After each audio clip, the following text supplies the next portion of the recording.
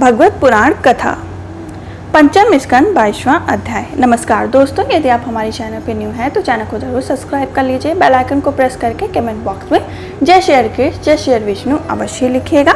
यदि आप गर्भवती माता हैं तो आप इसको प्रतिदिन प्रातः काल के समय या शाम काल के समय अवश्य ही सुने। अगर आप हमारे चैनल पर न्यू हैं तो आप इसको प्रथम स्कंद से अवश्य सुने, जिससे आपको इसका पूरा सार समझ में आए, इसका पूरा फल प्राप्त हो।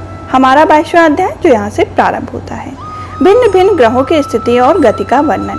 राजा परीक्षित ने पूछा भगवान, जो कहा कि यद्यपि भगवान सूर्य राशियों की ओर जाते हैं तथा जाते समय मेरु और ध्रुव के दाईं ओर रखकर चलते मालूम होते हैं, किंतु वस्तुतः उनकी गति दक्षिणावर्ती नहीं होती। इस विषय को हम किस प्रकार समझें?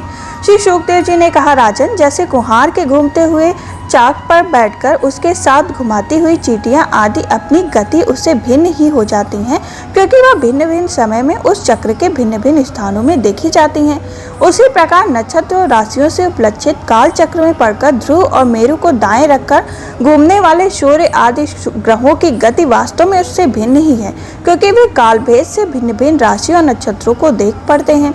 वेद और विद्वान लोग भी जिनकी गति को जानने के लिए उत्सुक रहते हैं, वे साक्षात आदि पुरुष भगवान नारायण ही लोगों के कल्याण और कर्मों की शुद्धि के लिए अपने वेद में विग्रह काल को 12 मासों में विभक्त कर वसंत आदि 6 ऋतुओं में उनके यथोयोग गुण का विधान करते हैं। इस श्लोक में वर्ण आश्रम धर्म का अनुसरण करने वाले पुरुष वेद त्रय द्वारा प्रतिपादित छोटे बड़े कर्मों से इंद्र देवताओं के रूप में और योग के साधनों से अंतर्यामी रूप में उनकी श्रद्धा पूर्वक आराधना करके सुगमता से ही परम पद प्राप्त कर लेते हैं।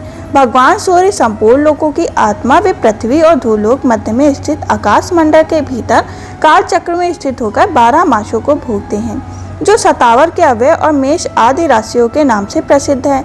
इनमें से प्रत्येक मास चंद्रमा से शुक्ल और कृष्ण से 2 पक्ष पितृमान, 1 रात और 1 दिन का तथा सौरमान से 2.25 नक्षत्र बताया गया है।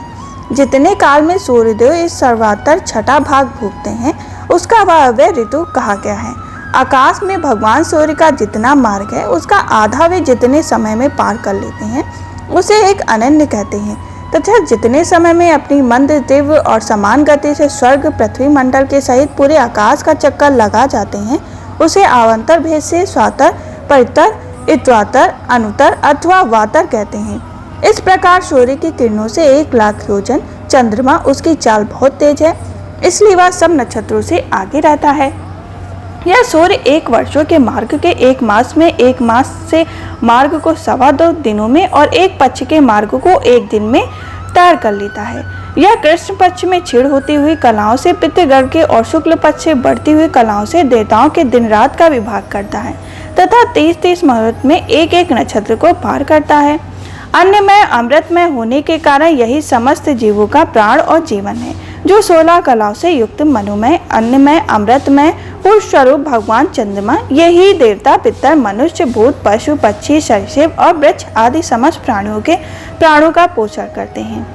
इस प्रकार हमारा 22वां अध्याय संपूर्ण हुआ। यदि आप हमारे चैनल पर न्यू हैं तो चैनल को जरूर सब्सक्राइब कर लीजिएगा। हम फिर मिलेंगे 23वें अध्याय में, जिसमें शिशु मार्ग चक्र का वर्णन होगा। तब तक के लिए जय श्री कृष्ण जय श्री विष्णु।